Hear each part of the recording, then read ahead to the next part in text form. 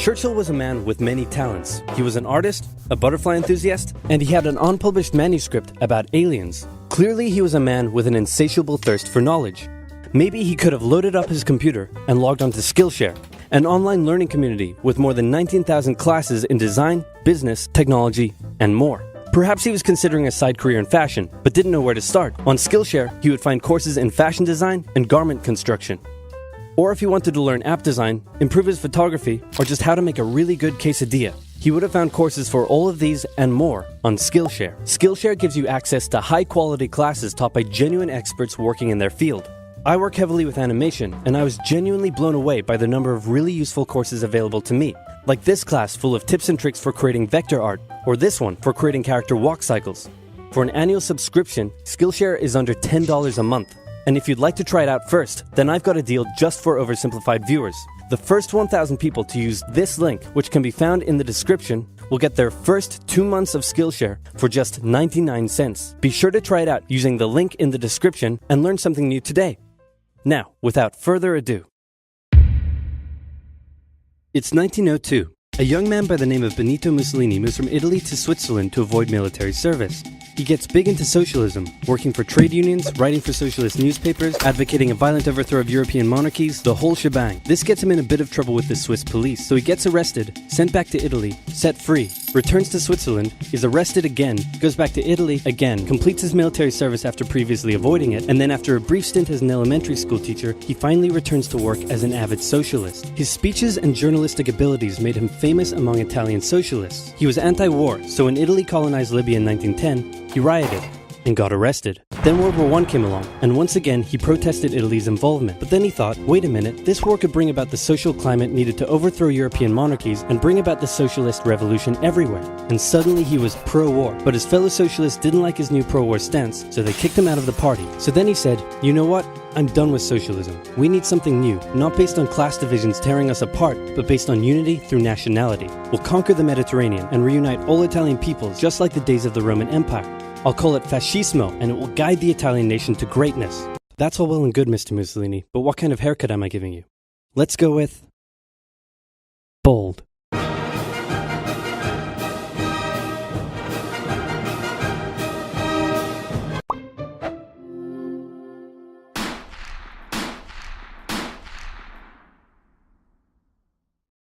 Italy had been on the winner's side in World War I, and they hoped they were going to get a lot out of it, but in the end, they only got a little, and they felt cheated. On top of that, a bad economy and weak governments meant that the Italian people were a little unhappy. So when Mussolini came along and said that he could fix everything, his fascist movement gained a lot of support. In 1922, he went to the king and said, make me prime minister, or I'll make me prime minister. And the king said, you and what army?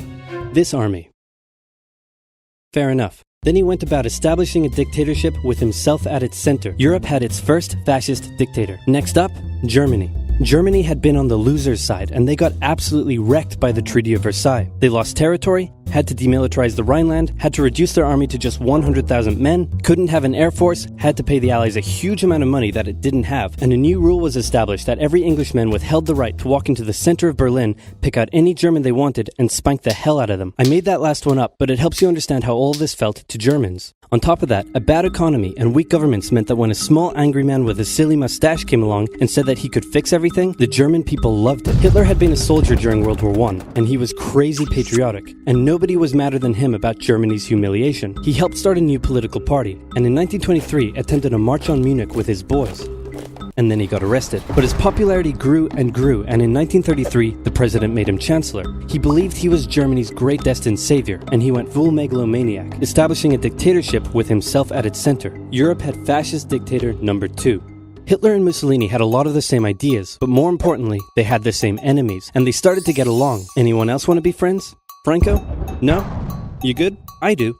Who's that? It's Japan, and they've taken over northern China. Let's rewind a bit. Japan had isolated itself from the rest of the world for over 200 years until the Americans showed up and said, you're going to trade with us and you're going to like it. Then the Western powers imposed a bunch of unequal treaties, meaning Japan's economy was bust. They also had no natural resources, so they decided to go get some. They went to war with China to gain a sphere of influence over Korea, and they took a bunch of China's stuff. But then the West said, hey, cut that out. And since Japan couldn't take on the West, they said, okay, I guess we'll just go home. Wait a minute, what are you doing? Taking advantage of a weakened China and setting up spheres of influence. But I was the one who weakened them. We know. And you guys didn't let me have anything. We know. That seems unfair. We don't think so. Okay, see ya. So Japan thought, screw this, and went to war with Russia, and stunned everyone by actually winning. Then they fully annexed Korea, but they didn't stop there. In World War I, they took Germany's colonies and islands in Asia, and then in an incident that was maybe staged by the Japanese army, a bomb blew up a Japanese train in Manchuria, giving them an excuse to launch an invasion and take over. So here's the situation. Nazi Germany, Fascist Italy, and Japan all believe they're racially superior, all feel hostility towards the Allies, and all want to militarize and take over more stuff. And so they did. Let's start with Germany. Hitler hated the Treaty of Versailles, and now he was ready to begin undoing it. In complete violation of the treaty, the first Luftwaffe squadrons were set up, conscription was introduced, and he pimped up his army. The Allies did nothing. Then Hitler sent his army back into the demilitarized Rhineland, giving orders to immediately retreat if the Allies showed up. The Allies did nothing. With his military re-strengthened, he could now move on to step 2. He wanted to rapidly increase the Aryan population, and to do so, he needed Lebensraum, or in other words, he would have to take over the world. But for now, a good portion of Europe would do, and he began eyeing up his neighbors. The Allies finally started to get worried, so they implemented a fairly useless diplomatic strategy called appeasement, and it went a little something like this. Hitler would say, I want that thing, and the Allies would say, you can't have that thing. Okay, you can have that thing, but no more. I want that thing. And repeat. In 1938, Hitler's army marched into Austria and just took it, with no resistance. Boom, this is Germany now. Next, he demanded to be given the Sudetenland, an area of Czechoslovakia with many ethnic Germans. The Allies held a meeting with Hitler in Munich and said, look, we're going to give you what... Hang on, this meeting is about my territory. Shouldn't I come to the meeting too? Anyway, we're going to give you what you want. Really? Yeah. Just like that? Yep. What's the catch? Just sign this piece of paper promising you won't invade the rest of Czechoslovakia. Okay. Then Chamberlain returned home victorious, waving his signed piece of paper in the air, declaring crisis to be averted and the continuation of world peace, and we built a statue of Chamberlain in his honor, and every day on the 30th of September we celebrate Chamberlain Day. Hitler's invading the rest of Czechoslovakia. What? He's invading the rest of Czechoslovakia. Oh. You lied to me. What do you expect? I'm Hitler. Not to be outdone, Mussolini also wanted to get in on the action. He thought to himself, isn't there a not yet colonized nation somewhere which is so underdeveloped that the people would be defending themselves against our tanks with literal bows and arrows and wooden spears? Oh, there is? Fantastic. And so he took it. Italy also wanted to control the entrance to the Adriatic Sea, so they occupied Albania.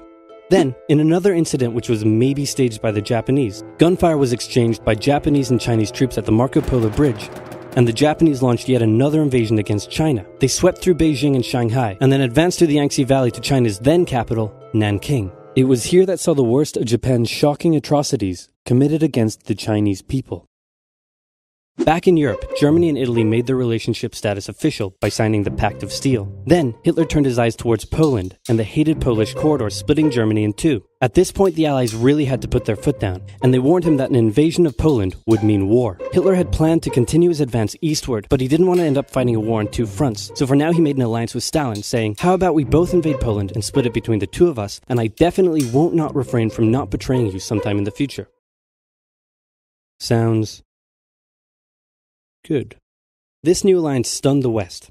On the 1st of September 1939, German troops entered Poland, and Britain and France declared war on Germany. The Poles fought hard, but they were no match for the two giants crashing down on them from either side. Then came a period known as the Phony War, where everyone just sort of sat around not doing much. The French had launched a small invasion into the Saarland, but they maintained mostly defensive positions, and after a while decided to just turn around and call it a day. Speaking of France, the French were still super proud of their victory in World War I, and they hadn't really moved on from it. They still used horses, they dispatched messages by motorbike instead of using radio, orders from the commander-in-chief were usually pretty vague, and the troops were rarely inspected. They built a line of defenses along their German border, but didn't bother extending it all the way to the Channel, and they wouldn't launch artillery strikes against Germany out of fear of being retaliated against.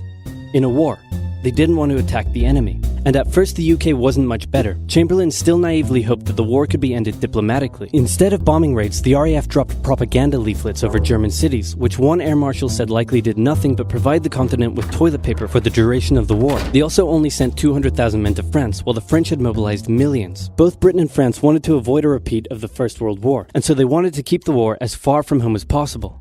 So they turned their eyes north, towards Norway. neutral Sweden was exporting iron ore to Germany through neutral Norway, so the Allies asked them if they could please stop exporting iron ore to Germany, but this request was refused. Then, the Soviet Union attacked Finland, so the Allies said, how about we land troops in Norway and move them across Sweden to go help out your good pal Finland, and along the way maybe take control of all your airfields. But Norway and Sweden still said no. So the UK mined the waters around Norway to force any transport ships into international waters, and they also attacked a German tanker they found in the area. Hitler realized what the Allies were up to, and he quickly moved to secure his supply of iron ore. He launched an invasion through Denmark into Norway. The Allies rushed to land troops at key ports along the coast, but Germany had taken control of Norway's airfields, and their air superiority decided the fight. The Allies had to retreat. After this slightly embarrassing failure, Chamberlain resigned and was replaced with Winston Churchill, who had a slightly different approach to dealing with the Germans. Hitler's overall strategy was similar to Germany's First World War strategy. Attack France, defeat France, knocking out the UK in the process, then turn on the Soviet Union and win the war. During the phony war, the Allies had given Hitler time to prepare his forces. Now, he was ready to attack. The Allies had wanted to place troops in Belgium, but Belgium had refused, and in a move that surprised pretty much no one, Hitler launched an invasion to get around France's defenses. The Allies charged into Belgium at full speed to meet the German invasion head-on, and it looked like a repeat of the First World War was coming. But this time, Hitler had a trick up his sleeve. Blitzkrieg. As the Germans advanced, they sent thousands of refugees westward, slowing down the Allies. Then, to the south, the French had left the Ardennes, an area full of hills and forests, pretty underdefended because they thought it was naturally impenetrable. Well, the Germans were about to penetrate it with everything they had. They smashed 50 Wehrmacht divisions through and encircled the Allied armies at lightning speed. The best of the Allied forces were now trapped. The Germans squeezed in from all sides, taking out France's best armies and nearly wiping out the British too, but they managed to make a desperate last-minute escape at Dunkirk, with British civilian ships even making the perilous journey to bring their young men home. With most of the French forces depleted, the Germans breezed through, taking Paris, and France fell. What the Germans couldn't do in World War I, Hitler had done just like that. Hitler hoped that with the fall of France, the UK would also lose hope and sue for peace. But quite annoyingly, it didn't, and he needed to secure the Western Front, so he tried to force them into submission with mind games. The UK were now all alone, and Hitler wanted to emphasize that. First of all, just before France fell, Italy finally declared war on the Allies, making the UK's situation even worse. Next, instead of just occupying all of France, Hitler occupied the coastal areas for defense, but allowed France to continue its existence as a German puppet state. This way, it looked like the UK's old ally had decided to switch sides. Hitler also hoped that the UK wouldn't attack any of her old allies' navy bases or colonies in Africa, giving Hitler an extra line of defense to the south. But the UK made sure to respond to this by sailing down to France's navy base in Algeria and wrecking a bunch of ships. So have at it. Hitler then began laying down plans for an invasion of Great Britain. Before German troops could land on British soil, he would first need air and naval superiority across the Channel. Waves of German bombers came, while the completely outnumbered RAF worked bravely around the clock in an attempt to quell the German attacks. At first, the Luftwaffe targeted British ports and coastal facilities. Then it attacked RAF bases, crippling the RAF's ability to defend the nation. And it looked like Hitler's Great British invasion was coming. But then, Churchill ordered a small, pretty insignificant bombing raid over Berlin. It didn't do much damage, but Hitler was furious, and he immediately ordered the Luftwaffe to refocus its attacks on civilian targets in London. Children were sent off to the countryside away from their parents to avoid danger, and frequent trips to air raid shelters became a daily occurrence. But British morale held firm. Smiling, knitting, lounging casually, these people have balls of steel. This refocusing on London also gave the RAF breathing space to reorganize, so Hitler kind of shot himself in the foot there. Just the foot for now. Finally, the Luftwaffe sent one massive all-out attack on London, and the RAF successfully repelled it, destroying many of the German aircraft and placing air superiority firmly in British hands. Hitler's invasion had to be postponed, but the bombing of British cities continued for some time.